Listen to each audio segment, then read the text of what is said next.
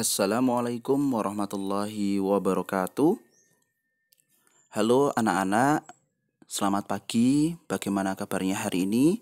Semoga kita semua dalam keadaan sehat walafiat. Pada kesempatan ini, kita akan belajar materi pendidikan Pancasila tentang ayo mematuhi aturan di rumah dan di sekolah. Sebelum kita belajar, terlebih dahulu kita berdoa bersama-sama. Berdoa dimulai. Bismillahirrahmanirrahim. Selanjutnya, anak-anakku sekalian, sebelum kalian melanjutkan pembelajaran ini, anak-anak silahkan untuk mengisi absensi melalui komentar di YouTube, sehingga nanti Pak Rauf bisa melihat siapa saja siswa-siswi yang sudah belajar pada kesempatan ini. Langsung saja, materi hari ini kita akan mengenal terkait pengertian hak dan kewajiban. Apa itu hak? Hak adalah sesuatu yang harus kita terima. Itu namanya hak. Sedangkan kewajiban itu apa? Kewajiban adalah sesuatu yang harus kita kerjakan. Hak dan kewajiban harus dilaksanakan secara seimbang. Ya, harus seimbang, tidak boleh berat sebelah. Agar tidak terjadi pelanggaran atas hak orang lain, dibuatlah aturan dan tata tertib. Aturan dan tata tertib wajib dilaksanakan setiap anggota masyarakat. Tata tertib adalah aturan bersama yang harus ditaati. Selanjutnya, kita akan mengenal hak anak di rumah. Yang pertama adalah hak untuk belajar. Belajar itu adalah kegiatan untuk memperoleh kepandaian atau ilmu. Itu belajar anak-anak. Jadi anak-anak itu belajar agar mendapatkan pengetahuan, agar pintar. Nah, belajar bisa dilakukan di dalam atau di luar ruangan. Contoh, belajar di dalam ruangan adalah belajar di kelas dan di rumah. Contoh belajar di luar ruangan adalah seperti outbound dan olahraga di lapangan.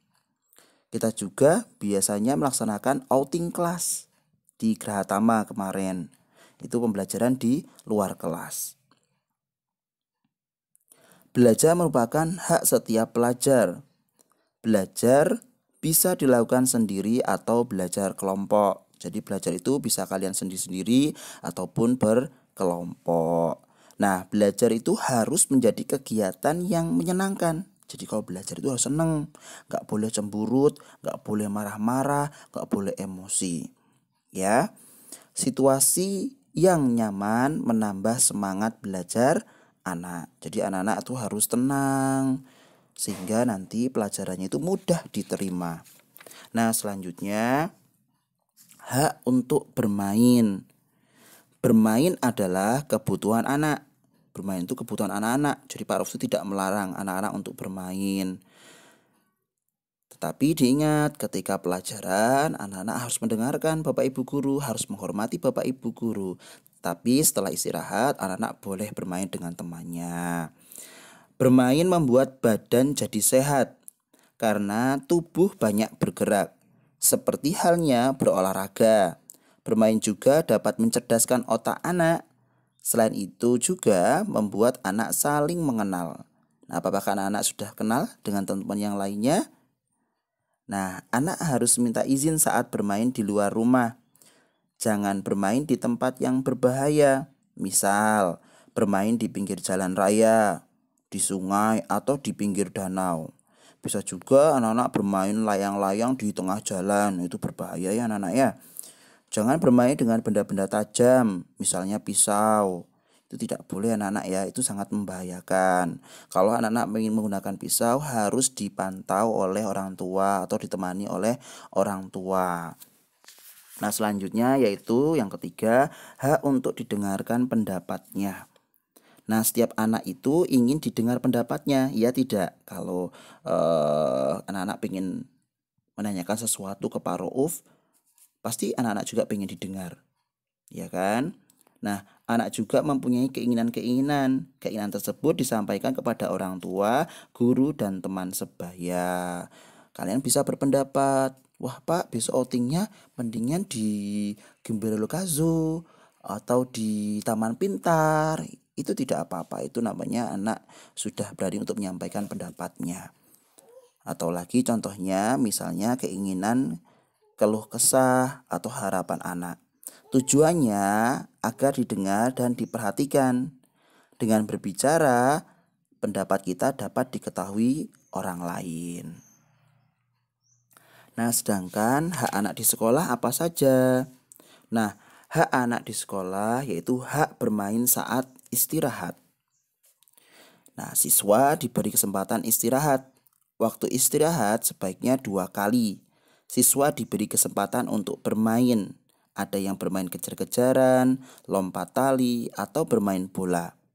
Nah, ada siswa yang membeli makanan di kantin saat waktu istirahat berakhir. Nah, siswa masuk ke ruang kelas dengan tertib. Mereka siap belajar kembali. Nah, itu ya anak-anak sekalian. Jadi kalian istirahat itu Pak Ruh bolehkan sekali untuk bermain dengan teman-temannya, membaca buku, ke kantin, beli makanan. Ya. Selanjutnya hak belajar di sekolah. Nah, setiap hari Senin sampai Jumat ya anak-anak ya. Anak-anak itu semua itu menuntut ilmu. Ya, dalam kegiatan belajar. Nah, siswa-siswa harus merasa gembira. Nah, guru harus sabar dalam didik para siswa. Nah, para berusaha sabar bagaimana anak-anak itu bisa menerima ilmu yang Pak Rauf sampaikan dan ilmu juga dari teman-teman kalian yang usul, yang berpendapat, yang menyampaikan juga pengetahuannya. Wah, itu luar biasa ya anak-anak ya. Selanjutnya adalah hak menyampaikan pendapat. Siswa memiliki hak menyampaikan pendapat di sekolah. Siswa juga berhak menyampaikan pendapat. Tujuannya apa? Agar guru memahami pendapat siswa. Nah, untuk evaluasinya, perhatikan 2 gambar berikut. Tuliskan apakah kegiatan berikut merupakan hak atau kewajiban anak di rumah. Itu gambar yang pertama ya anak-anak ya. Itu nomor 1, 2, 3, 4, 5. Nomor 1 itu kegiatannya apa? Hak atau kewajiban. Ditulis. Nomor 1 seumpamanya kalau memang hak ditulis hak, kalau kewajiban ditulis kewajiban. Berikut juga nomor 2, 3, 4, dan 5. Nah, gambar yang kedua, tuliskan apakah kegiatan berikut merupakan hak atau kewajiban anak di sekolah. Nomor 1 itu hak atau kewajiban. Nomor 2 hak atau kewajiban. Yang ketiga hak atau kewajiban. Begitu ya anak-anak ya untuk evaluasinya hari ini. Nah, ingat pesan Pak Rauf, anak-anak tetap melaksanakan ya rutinitas di rumah walaupun kita belajarnya online. 1, sholat. 2, hafalan.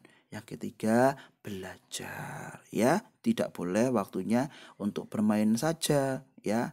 Karena kita tidak libur, anak-anak belajarnya online, belajarnya di rumah. Oke, terima kasih anak-anakku semuanya. Tetap semangat, jaga kesehatan. Fastabiqul khairat. Assalamualaikum warahmatullahi wabarakatuh.